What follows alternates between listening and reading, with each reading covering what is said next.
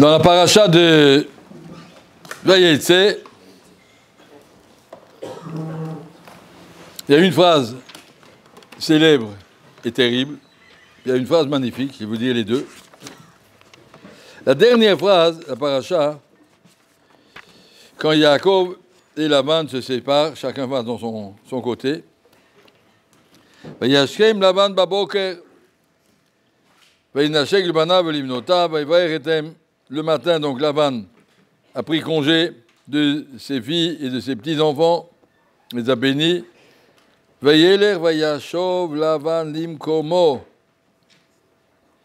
Et Laban est retombé à la case départ. Yaakov il continue à avancer. Le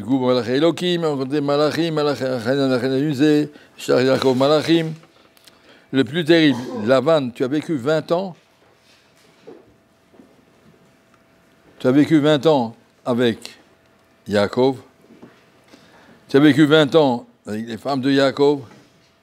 Et quand ils sont bons, tu reviens comme tu étais au départ. Qu'est-ce que ça fait pendant 20 ans? Tu n'as pas profité un centimètre. Tu t'es pas élevé. Khalila, c'est le malheur qui peut arriver. Il y a des gens qui ont fait 1 an à la yeshiva et après ils retombent à la case départ. J'étais à la yeshiva, ça va, mais après je retourne comme j'étais, quoi. Comme il dit en français, normal. Normal, décis normal. Je ne sais pas comment on fait ça. Ils ont oublié que c'était à la yeshiva. Tu peux faire 1 an à la yeshiva et à repartir comme si tu avais rien. Ça tient encore pendant 1 mois, mais après ça va, il retourne comme tout le monde. Il fait la tefila comme tout le monde, il arrive en retard le Shabbat matin comme tout le monde. Et puis il est 1 fois par semaine comme tout le monde. Et puis voilà, fini, l'énigma, comme s'il n'était pas à la yeshiva. Ça c'est Khalila, ce qu'il faut savoir que ça existe. Ça existe, j'en ai rencontré beaucoup des comme ça. Des gens qui n'ont pas gardé Bichlal, même pas extérieurement, peut-être à l'intérieur, je ne sais pas, je ne suis pas rayon X, mais extérieurement, mamash, comme s'il n'était pas à la yeshiva. Attention, quand on est ici, vous ne savez pas où vous serez dans 2 ans, dans 10 ans. Là, ce matin, on en a reçu 2 qui étaient ici, un qui était ici à 30 ans, un qui était ici à 13 ans.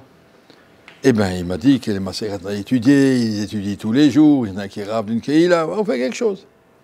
On garde un Kesher avec la Yeshiva, ils sont du Bachar Yeshiva toute la vie, même s'ils ne sont pas Bachar Yeshiva. Mais regardez, ça c'est cette phrase, elle fait très peur. C'est comment il s'appelle, Meshech Chochma qui dit ça. Regardez cette phrase. L'opposition. Yaakov, c'est un Mehaler, il continue à avancer. Et Lavan Shavlim Komo, retourner à la case départ. Le même Lavan qu'avant, qu'on a rencontré avec Rivka et Eliezer. Laissez-moi tranquille. Et Lavan, Bikesha Koretakol, on parle de lui dans la Haggadah, il est cité dans la Haggadah. D'un autre côté, là c'est un conseil qui est marqué dans la paracha, faire attention de préparer l'atterrissage, de ne pas retomber comme on était avant, avec les mêmes copains et les mêmes façons de vivre, les mêmes avérotes qu'avant, les mêmes nullités qu'avant. Il faut grandir. Si on grandit, ça fait partie d'un kinyan de la neshama. Il y a autre chose encore, dans la paracha, une phrase que j'avais appris de mon Rav, quand j'étais à Kol Torah, mon Rav c'était Rav Neuwirth, celui qui a écrit le Shmirat Shabbat, qui est le Chata. Il nous faisait shiur, après-midi, en Bekiout. Et puis il nous a dit un jour, vous savez, depuis que je me suis marié, Baruch Hashem, j'ai jamais manqué de rien. On n'a pas grand-chose, on n'est pas riche, on était vraiment... Quand il a sorti son Sefer, il a fait un éder de ne pas profiter même 1 centime de ce Sefer. Si je vais prendre 1 shekel par livre, il aurait été très riche. Il a vendu plein à travers le monde. Je ne veux pas 1 centime, c'est faire entièrement le Chvod Hashem, le Chvod Torah, que ça coûte 1 centime de trop pour que quelqu'un ne l'achète pas. Plus que c'est moins cher, mieux ça vaut plus. Donc, voilà. En tout cas, il a dit, j'ai jamais manqué de rien dans ma vie. Pourquoi? Depuis mon mariage, j'ai fait attention de donner régulièrement le Maaser et le Chomesh. Aser. Yaakov Avinu a dit, en partant maintenant, il a commencé une nouvelle vie, il s'en va tout seul, il a quitté ses parents. Et comment il dit? Je m'engage de tout ce que je vais gagner dans la vie, je donne le Maaser, Aser, 2 fois le Maaser. Si tu donnes 20% de ce que tu gagnes chaque mois, de tout ce que tu reçois, les allocations, les aides au loyer, toutes sortes de choses que tu reçois de l'argent, tu donnes automatiquement, tu enlèves 20%, tu donnes pour les pauvres, que de Jvour Aser, que de Shetit Asher. Sois pas riche en quantité, mais riche dans la mesure aisée ou Hachir, il ne te manquera jamais rien. Ça, c'est le conseil qu'il m'a dit et que j'ai essayé de tenir depuis que je suis marié aussi. Je donne régulièrement, chaque mois. J'ai un carnet dans lequel je marque automatiquement, chaque fois qu'il y a une entrée, je marque le 20%. Voilà, comme ça, je suis couvert. Je fais, et je distribue, je partage à tous les gens que je pense que c'est utile. Mais en tout cas, je tenir cette phrase. Relâchez Seigneur. Hachem nous donne la force de continuer. Mais sachez que c'est un très bon conseil. Un très bon conseil avec la phrase qui est marquée dans le Rambam. Mais olam lo heini adam yatzaka. Jamais personne n'est devenu pauvre à cause de la tzaka. Tu as moins d'argent, mais tu n'es pas pauvre. Ça va, on est riche. Et bien sûr, il y a des limites, il y a des restrictions. On ne peut pas donner trop, on n'a pas le droit de dépasser. On ne peut pas dépasser le chomesh.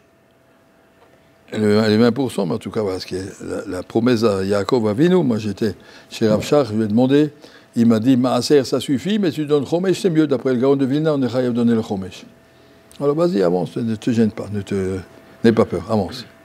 Voilà, comme ça, savoir ça, cette phrase-là de Yaakov, c'est un conseil pour la vie. Vous êtes jeunes, vous avez encore la vie devant vous. Comment on va faire pour vivre? Régulièrement, chaque entrée, 20%, pas tout pour Keter Shlomo. Rav Esraïm, il écrit la moitié pour les chivot, la moitié pour les pauvres.